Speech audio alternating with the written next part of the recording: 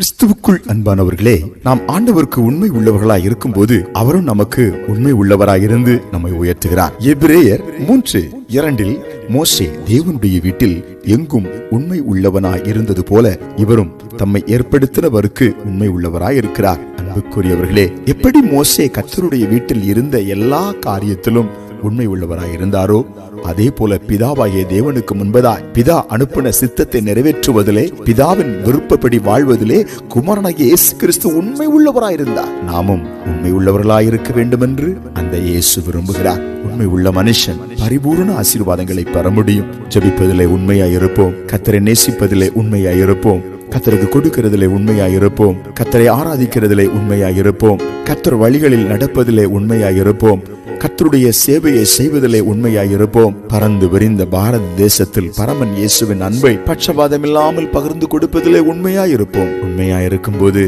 நம்முடைய பொருளாதாரம் ஆசீர்வதிக்கப்படும், நம்முடைய ஆரோக்கியம் ஆசீர்வதிக்கப்படும், நம்முடைய குடும்பம் ஆசீர்வதிக்கப்படும், எல்லாம் ஆசீர்வாதமாயிருக்கும். அல்லேலூயா. எனவே இந்த காலை வேளையிலே உண்மையோடு வாழ ஒன்று கூட கிறிஸ்துவின் கரத்தில் நம்மை அர்ப்பணிப்போம். அவர் வைத்திருக்கிற மேன்மைகளையும் ஆசீர்வாதங்களையும் சுதந்தரிப்போம். ஜெபிப்போம். பரலோகத்தின் பிதாவே, இந்த காலை வேளையில் நாங்கள் உமக்கு உண்மையுள்ளவர்களாய் வாழ எங்களை அர்ப்பணிக்கிறோம். சகல சம்பூரணத்தினாலும் சகல ஆசீர்வாதத்தினாலும் எங்களை நிரப்பி எங்களை பயன்படுத்தும் ஆண்டவரே. ஜெபத்தில் இணைந்திருக்கிற பிள்ளைகள் மேல் தயவாய் உம்முடைய அன்பின் பார்வை விழுகிறதுக்காய் ஸ்தோத்திரம். இயேசுவின் நாமத்தில் ஆமென்.